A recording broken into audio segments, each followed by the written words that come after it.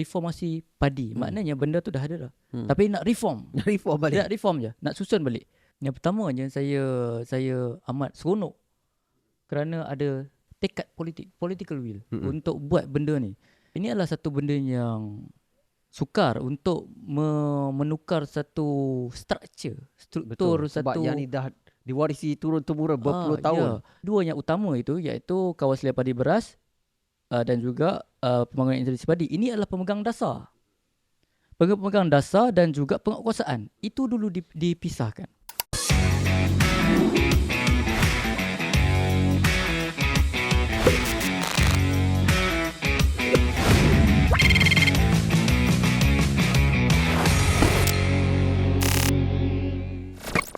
Assalamualaikum warahmatullahi wabarakatuh.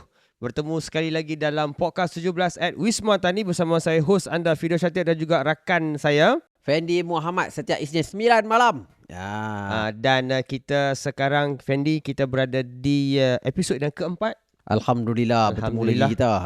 Dah masuk ke sebulan lah. Sebulan betul. Dah masuk sebulan kalau kita ikut episod lah. Ikut episod dia seminggu satu. Keempat minggu tu sebulan lah.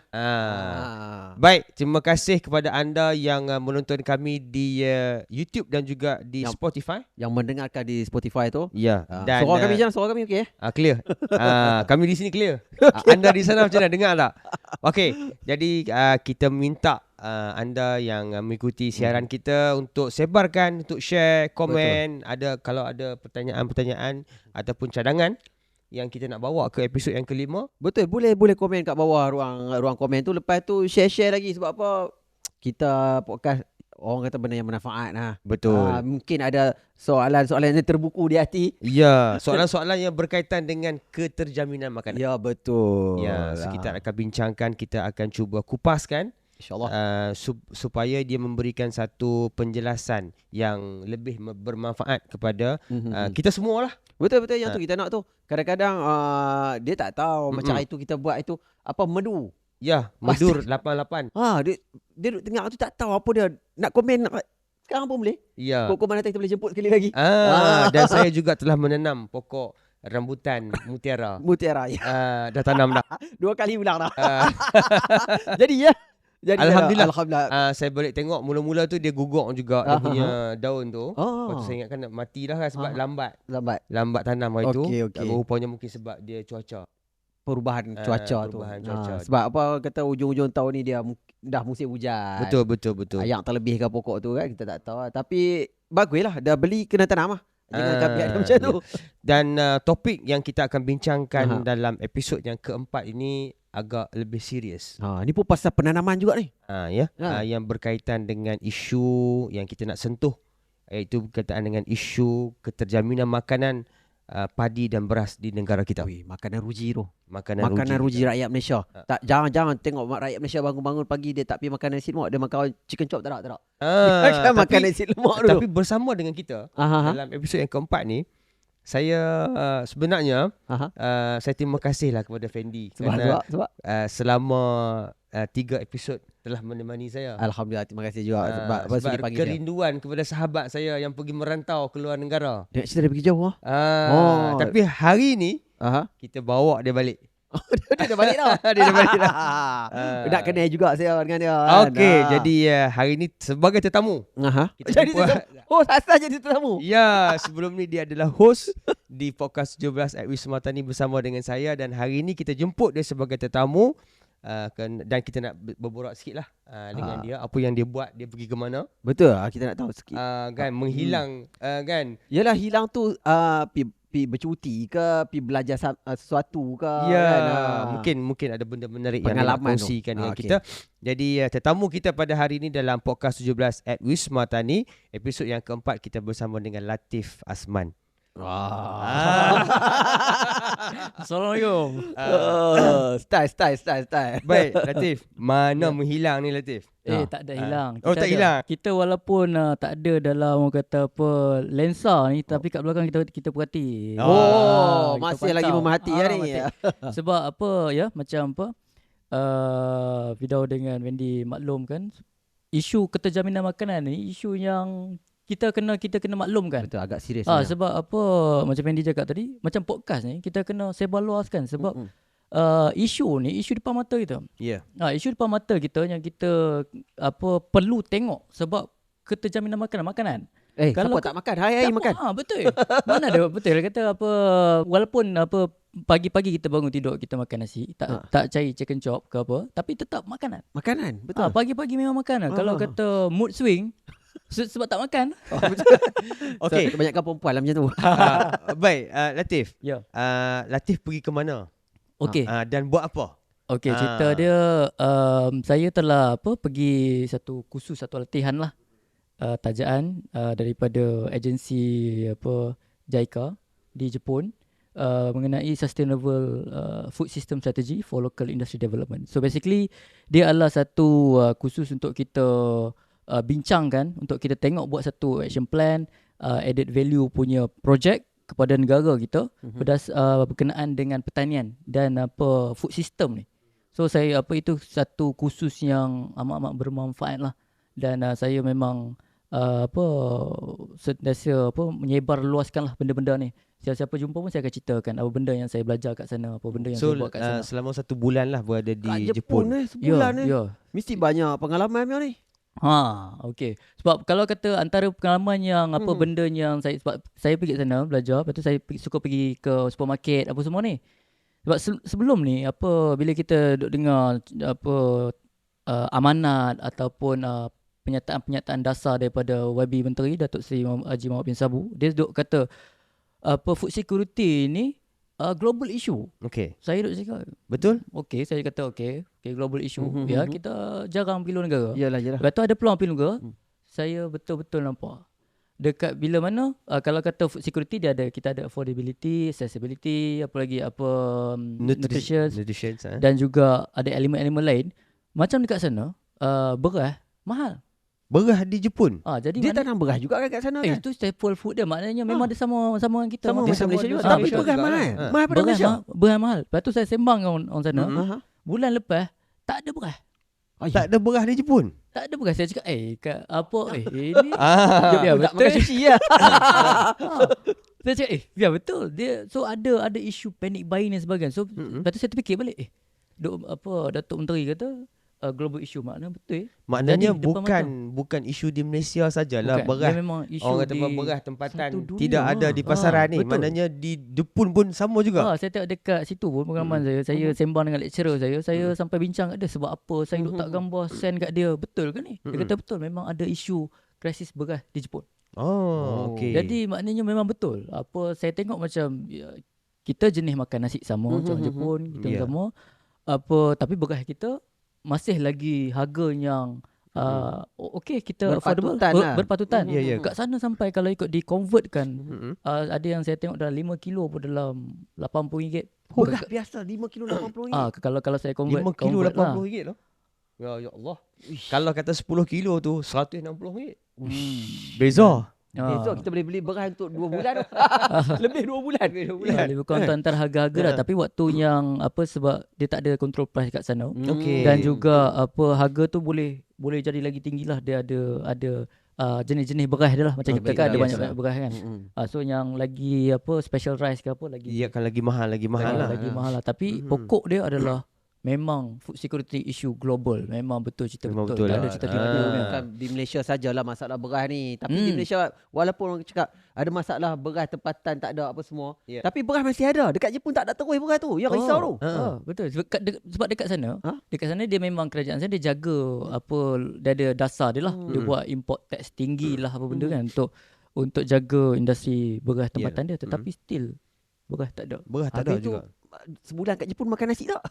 Waktu tu dah lepas sebulan lah. Dah ada balik. Dah takut. Makna kata krisis kita kata saya kata di Asia ni lah. Di Asia ni yang makan nasi ni saya rasa berlaku benda tu. Sebab kita ini gangguan bekalan kadang-kadang terputus dan sebagainya. Itu mungkin faktor ekonomi, faktor climate change, perubahan cuaca macam sekarang ni. Sekarang ni apa yang berlaku di utara Semenanjung, juga di pantai timur tak dijangkakan. Tak dijangkakan, tiba-tiba banjir. Mana-mana beras habis. Terjejas. Padi. Padi. Bukan beras, Padi terjejas. Betul. Itu kita tak dapat nak jangka lah benda macam Betul, tu kan. betul. Jadi selain daripada apa yang Latif study di Jepun itu, apa orang kata apa benda-benda pertanian yang Latif rasa nampak macam Jepun ini dia one step ahead lah. Teknologi dia tu. Kita dari segi teknologi lebih ke apa maju ke. daripada kita ke macam mana? Okey, yang pertama sekali bila ada peluang ke sana, saya buat satu benchmarking punya. Saya tengok pada isu. Adakah sama ekosistem dia, adakah sama dengan apa tempatan ni? Sebab kalau kita mesti compare apple to apple lah. Ya, betul. Kan barulah fair. Kalau kita nak bandingkan. So saya tengok okey, sama makan nasi. Kita makan nasi, dia pun tanam nasi, makan nasi. Kita pun ada import baja, kita pun sama juga penggunaan baja dan sebagainya. Tapi dekat sana tetapi ada beberapa elemen yang kita perlu lihat lagi lah. Untuk kita tengok balik dari segi sustainability orang kata food system ni. Contohnya kalau kata sekarang ni kita penggunaan racun, penggunaan baja dan sebagainya, dia boleh memberi kesan kepada kos. Jadi maknanya mungkin ada untung orang buat bisnes, orang buat tanam tani, tapi dia kena fikirkan, harga baja makin tinggi. Harga racun makin tinggi. So dia akan jadi macam profit margin tu dia makin slim lah. Makin mengecil. Makin mengecil. So dekat sana selalunya kita ada conventional farming. Lepas tu sekarang kita pun macam kat Malaysia pun kita ada beralih kepada ada organic farming. Dan juga sekarang ni dekat sana dia orang ada satu visit banyak visit dekat sana. Tengok natural farming. Dia tanam tinggal macam tu ya? Natural maknanya dia buat macam tanam tinggal. Okay. Tuai 3T. Kadang setengah orang cakap ni 4T. Tanam, tinggal, tuai, telefon. So dia buat lah benda gitu. Okay. Padi boleh buat macam tu tapi bukan padi. Itu cerita dia, bukan padi, tapi dia ada yang buat dekat gandum dan sebagainya lah. Tapi nak cakap teknologi ataupun cara kita membuat pertanian itu adalah berbeza mengikut kreativiti kita, bagaimana kita nak mencari untung yang lebih. Itu yang saya nampak key dia lah. Contohnya sebab kalau jimat kos kat situ tadi kan. Sebab kalau pertanian cost of production 70%. Betul, tinggi. So maknanya pada total baik ternakan ke apa 70%. So macam mana kita nak mengurangkan cost of production tu supaya kita boleh besarkan keuntungan tu. Bila saya tanya dong, dari segi production macam mana yield per hektar ke, adakah sama dengan conventional farming kan? Dia kata memang akan rendah. Compact ialah kita tak ada buah baja, tak ada buah apa kan.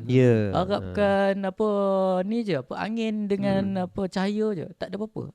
So dia kata memang akan rendah, tetapi petani akan dapat profit yang lebih sebab dia tak ada guna tu. Tak ada guna yang tadi tu racun kos dia tu berkurang. Tapi satu lagi, sebenarnya makanan organik ni dia lebih mahal daripada makanan yang itu satu benda juga. Satu benda yang ni juga sebab sekarang ni orang kata eating behaviour kita ni betul. Dah more ke organik betul kan. Betul. Kita nak sihat, organik kan. Betul. Dan jadi satu lifestyle. Jadi dia ada satu niche market untuk bila contohnya Firdaus tanam organik, saya tanam biasanya.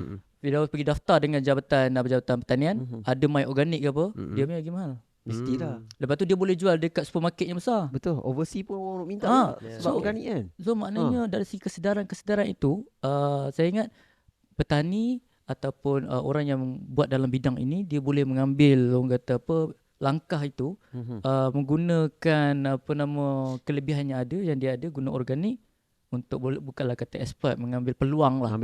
Peluang untuk market tu dapatkan meningkatkan pendapatan dia. Betul, tapi sebenarnya ramai juga yang macam sekarang kita tengoklah ubah cara hidup untuk makan organik kan.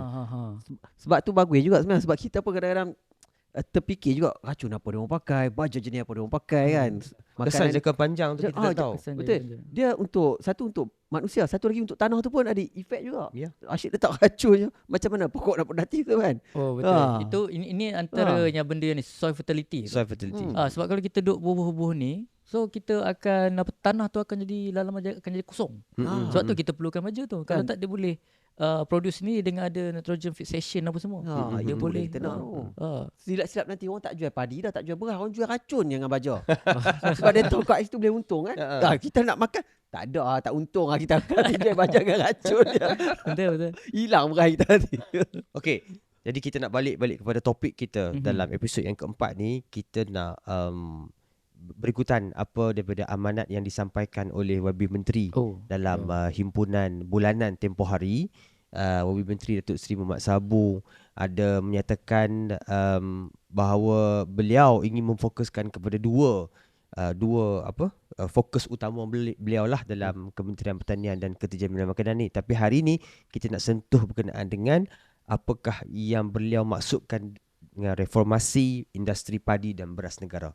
Dan dalam itu Wabi Menteri ada menyatakan 4 perkara yang cukup menarik untuk kita bincangkan, untuk kita tengok dengan lebih mendalam, kerana industri padi ni dia memberi pendapatan kepada hampir 230,000 keluarga. Uish, banyak. Yang bergantung harap dengan padi padi ni. Oh, dengan penanaman padi. Jadi kita rakyat Malaysia ada lebih kurang dalam 30 juta lebih. Kan? 32 juta, 33 juta. 33-34 juta orang. Kan? Jadi dengan pengiraan baru, sekarang ni kita punya SSR lebih kurang dalam 52. Sekarang ni dah menurun sikit sebab kita dah tolak kepada benih. Kita tak kira, kita kira betul-betul yang kita dapat untuk makan. Okey. So dah kurang ke 50 something. Jadi bertitik tolak daripada itu, Menteri telah menyatakan komitmen untuk kita buat benda ni. Dan saya tertarik dengan apa yang Menteri cuba untuk lakukan, iaitu yang pertama adalah pengasingan kuasa antara 3 entiti.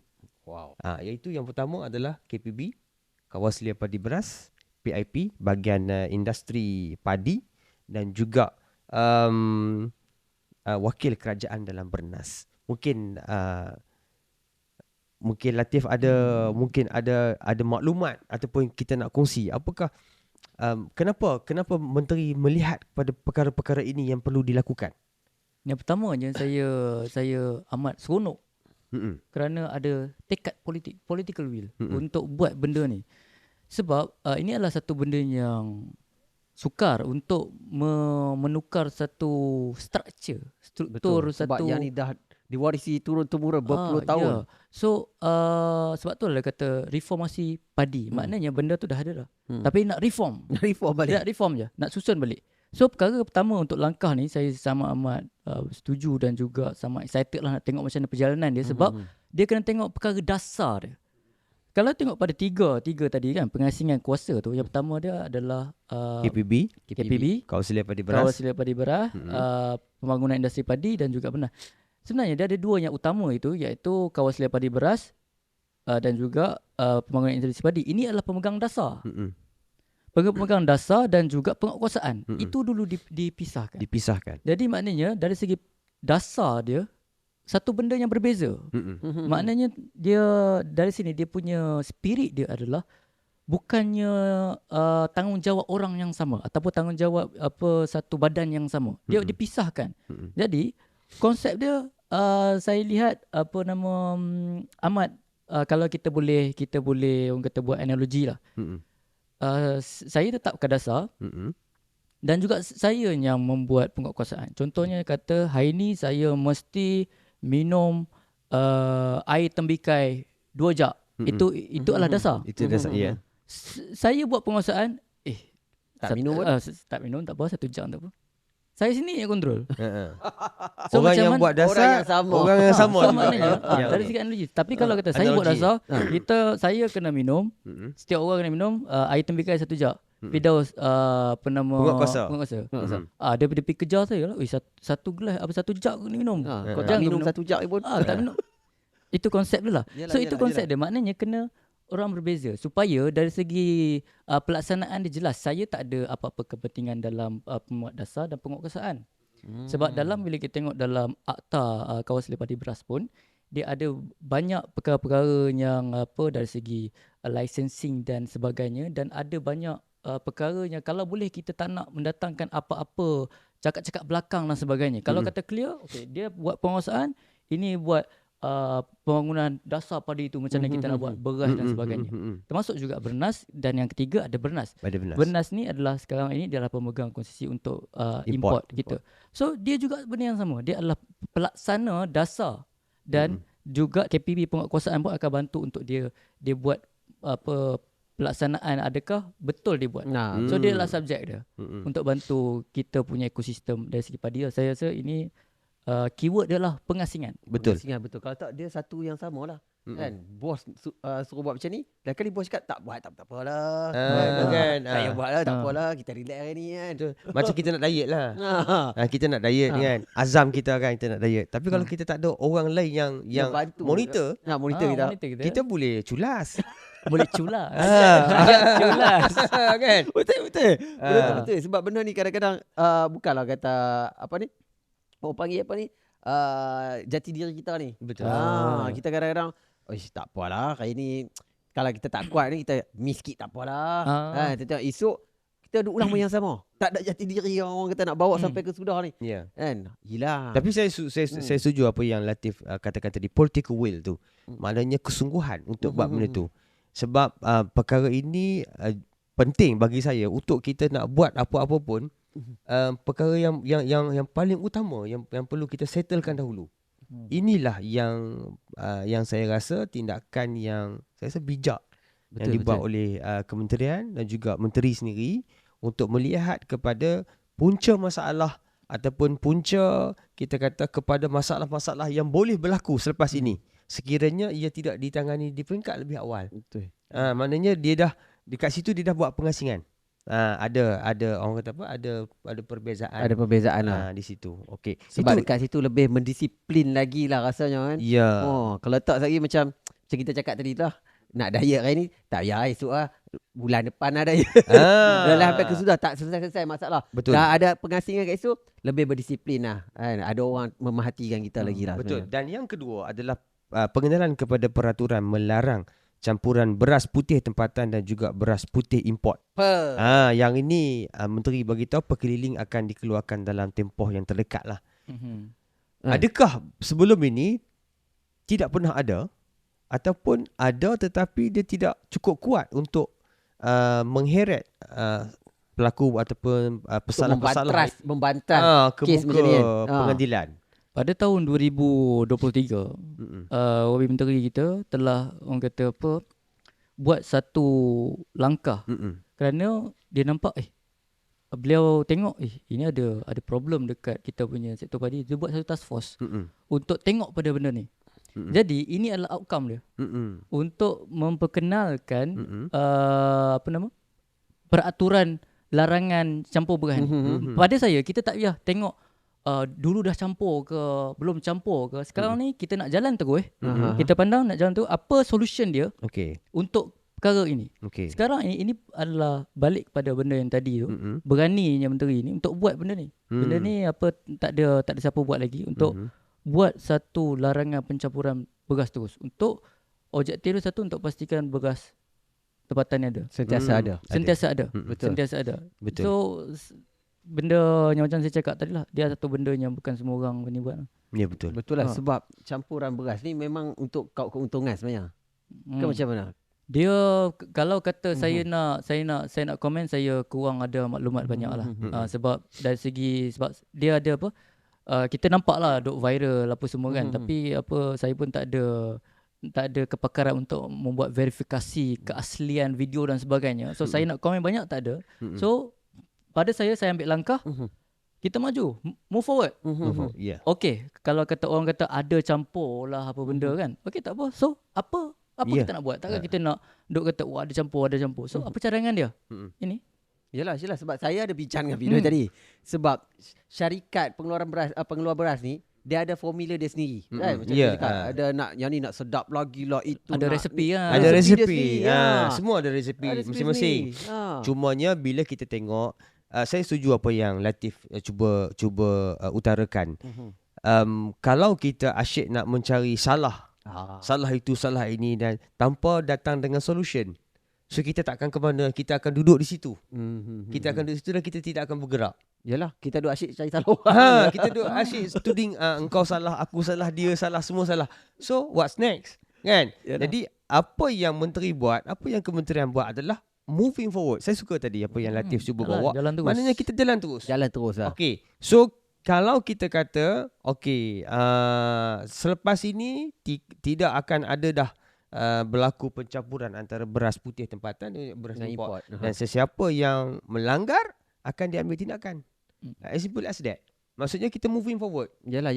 Kan? So it's enough lah. Maksudnya kalau kata sekiranya berlaku di sebalik tabir, kita pun tak tahu sebab macam yang Latif katakan, kita tidak ada bukti yang kukuh untuk bawa benda ni ke peringkat yang lebih tinggi.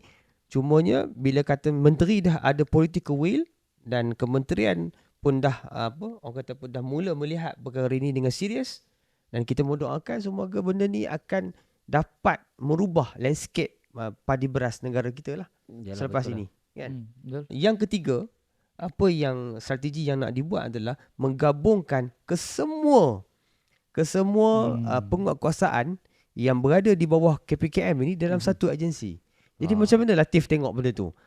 Adakah sebelum ni kita memang tak cukup orang ke macam mana? Tak cukup kaki tangan nak pergi buat je. Bukan apa, dalam satu negeri tadi macam kita sembang ada 6 orang je. Nak pergi tengok berpuluh-puluh. Benar je. Saya melihat contohnya kalau kita tengok dari segi agensi penguatkuasaan ni, dia ni kena show off power. Baru orang takut. Contohnya macam Angkatan Tentera Malaysia. Banyak. Ada camp apa semua. Polis ada banyak. Bomber kita nampak banyak. Dan juga tapi dari segi makanan ini, dia masih bersifat decentralized. Maknanya dia untuk dari segi peternakan ada tim dia. Untuk kawal selepari beras, yang beras ada tim dia. Yang tengok kat sempadan dekat Makis ada tim dia. Tapi hasrat YB Menteri adalah untuk kita gabungkan semua tu. Saya rasa satu benda yang amat-amat baik. Contoh kalau kita boleh ambil model Kementerian Perdagangan Dalam Negeri, dia ada bahagian penguatkuasa dia sendiri. Betul. Untuk memantau harga barang, penguatkuasaan orang, simpan gula ke simpan minyak apa semua. So kita boleh guna model yang sama, diletakkan dalam satu agensi, dia lagi solid. Sebab yang paling penting yang pada saya, nama penguatkuasaan, dia mesti kuat, dia ada kuasa. Mestilah. Dia kalau kata dia ada kuasa je tapi tak kuat, tak boleh. Saya dahsyat dah. Ayat tu bagus. Ayat tu bagus tu. Sekejap balik daripada Jepun ni kan. Mungkin sana dah ada. Hai. Sana tegas. Sana tegas. Tapi saya suka apa yang Latif cuba bawakan. Makna kata macam KPDN KPDN penguatkuasa KPDN, dia bukan hanya pecahkan yang ni KPDN ni untuk gula saja. Betul. Yang ni untuk minyak saja. Tak ada, dia rangkum semua dia lihat. So samalah juga. So sekarang ni di bawah KPKM nak digabungkan ke semua agensi penguatkuasaan di bawah KPKM ni dalam satu agensi, supaya semua boleh. Betul. Kira daripada yang tadi dah bersendirian buat kerja dia aja. Dan bergabung semua ni dia boleh buat macam-macam. Mungkin lagi bagus lah macam tu. Betul. Dari segi kita punya resource pun. Contohnya dekat dalam satu daerah yang sama, dalam satu daerah yang sama, dekat situ ada beras, dekat situ juga ada contohnya kucing ke apa. So kita kena guna 2 orang. Dua agensi lah sebelum ni. Instead sekarang ni kita boleh guna seorang. So kita dari segi resource, human resource management kita ni lagi strategik dan lagi menguntungkan negara. Kalau kita pandang dari sudut tu, seorang ni saya boleh ada macam saya cakap, ada kuasa untuk boleh tengok ini, boleh tengok ini. Instead kalau katalah ada 5 benda kat situ, ada tanaman ke 5 orang kat situ. Betul. Kan? 5 orang. So saya nampak dari segi itulah. Betul. Maknanya kalau kita pandang dari segi penjimatan dan juga strategiknya, cadangan ini adalah satu cadangan yang amat baik ya. Strategi ya. Sebelum kita pergi lebih jauh, so di sini saya ada maklumat berkaitan dengan pengiraan SSR baru. Yang ini memang piawaian yang telah ditetapkan oleh Food and Agriculture Organization of United Nations, FAO UN lah mulai tahun ini. Jadi hasil pengiraan ini SSR baru untuk negara kita dalam beras bagi tahun 2023 adalah pada kadar 56.2%. So memang sebelum ni kita 60 lebih kan. So dah turun kepada 56.2%. Banyak. Maknanya memang yelah kita pun bila kita tengok balik realiti yang berlaku, memang berapa banyak sawah padi yang tak diusahakan. Betul. Yang tidak menjadi. Terbengkalai macam tu. Kan. Jadi pengiraan ini bila dikira balik, kita pun tolak padi benih kita tak kira. Iyalah. Kan. So padi benih sebab dia akan ditanam untuk sebagai Untuk benih. Saja, Kan bukan untuk kita penggunaan rakyat kita. Kalau macam tu banyak juga kan. Kalau nak cukup 100% tu 43.8 rasa. Lebih kurang. Sebab itulah kita kata political will yang macam kita bincangkan tadi, yang Latif mengkongsikan dengan kita tadi, maksudnya apa yang menteri nak buat tu 4 fokus yang dia nak fokuskan ataupun yang dia nak tumpukan dalam untuk nak orang kata apa, reformasi padi dan beras negara ni yang kita bincang tadi, yang sampai yang ketiga dah. Kan, yang pertama sekali saya ulang balik lah. Itulah penguasaan tu, pengasingan. Yang pertama tu nak pengasingan. Keyword kita asing. Keyword kita asing. Betul. Yang pertama. Yang kedua? Satu kan. Lepas tu kita yang tambah peraturan. Tambah peraturan yang larangan. Campur. Peraturan campur tu. Dan juga ada yang nombor 4 apa? Yang nombor 4 adalah kita nak buat reformasi pentadbiran di LPP dan juga di Nafas. Yang ini mungkin Latif ada maklumat macam mana ataupun apa yang menteri cuba nak lakukan reformasi terhadap pentadbiran di LPP dan juga Nafas. Dan ini saya rasa memang ada hubung kait dengan peladang kita lah, sebab Nafas memang dia lembaga pertubuhan peladang kebangsaan. Melibatkan peladang-peladang peladang kita di seluruh negara. Nak tahu Kok Latif ada hasil risikan. Okey, yang pertama kita nak faham kenapa LPP, kenapa Nafas. Dua entiti ni siapa? So kalau kita ambil Nafas dia ada Nafas, ada PPN, ada PPK. Nafas ni adalah inilah orang kata 1 juta petani kat seluruh negara ni bernaung di bawah Nafas ni. Pertubuhan peladang. Pertubuhan peladang, dan juga yang menjaga dan juga regulator ataupun pendaftar kepada pertubuhan ni adalah LPP. So maknanya LPP sentiasa memantau pergerakan mereka untuk buat bisnes macam mana dan sebagainya. So kat sini apa yang kita boleh orang kata lihat di belakang tabir apa yang dimaksudkan oleh menteri pada pandangan saya, pandangan peribadi saya adalah kebajikan.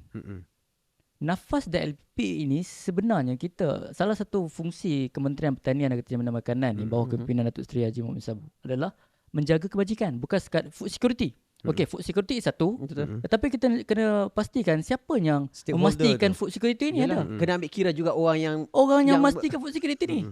Siapa yang tanam padi, siapanya ialah peladang. So maknanya kebajikan. Petani duduk bawah apa? Nafas. Dan juga yang menjaga dan juga pendaftaran sebagainya, memastikan pentadbiran semua LPP. Jadi maknanya sekarang ni jiwa ataupun roh keterjaminan makanan tu sebenarnya ada pada kita datang punya daripada Nafas tu lah.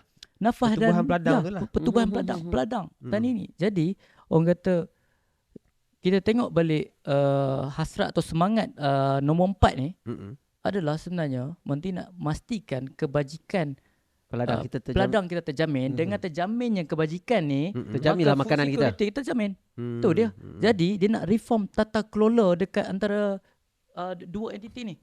LPP dia dan juga orang kata pertubuhan peladang. Secara ringkasnya adalah wabi menteri dia nak jaga kebajikan, dia nak memastikan kebajikan orang yang bagi kita makan. Tu je. Selesai. Betul lah. Kalau kita ada pekerja kan. Contoh kita buka kilang. Kan. Pekerja kita tak jaga. Kilang tu nak jalan macam mana, nak operasi macam mana. Ya. Habis tu kita nak makan. Productivity tu tak ada. So betul lah yang tadi tu nak jaga peladang tu dia kena ada orang kata apa, terjamin lah makanan kita. Betul. Itu dia. Sebab kita ada 1 juta. 1 juta. 1 juta man. 1 juta yang buat macam-macam. Tanam sayur, tanam lah. Contoh kalau dia merajuk 1 juta. Tak mau tanam padi ke, tak mau berlembu apa semua. Apa kita nak makan? Betul. Tak terjamin lah. Tak jamin. Oh, itulah nafas dengan LPP tadi tu. Memastikan dia orang ni terjamin terlebih dahulu. Ya. Jadi maknanya dari segi itu YB Menteri untuk tengok struktur tata kelola dua entiti ni, dua agensi ni. Ada dua satu nafas dan juga ni. Sebab dari segi pengurusan governance dia bila dah elok, maknanya barulah fungsi dan objektif dua-dua nafas dan juga LPP ni orang kata on track. Bila on track, kebajikan tu semua. Maknanya sekarang ni saya melihat, kalau kita lihat balik pada Pintar, kita boleh recall Pintar yang YB Menteri umumkan pada awal tahun. Dia kata Pintar ni salah satu, dia nombor 2 dia teras dia adalah reformasi institusi tata kelola. Sekarang ni reformasi padi ni jatuh kat nombor 2 yang paling penting ni. Untuk tengok balik struktur ekosistem makanan ruji negara. Dia sebenarnya kalau kita reformasi padi. Tapi sebenarnya bila kita susun balik dari segi dasar penguatkuasaan, dalam penguatkuasaan ada akta. Lepas tu juga ada penguasaan kuasa juga wakil kerajaan dalam bernas tukang import ni.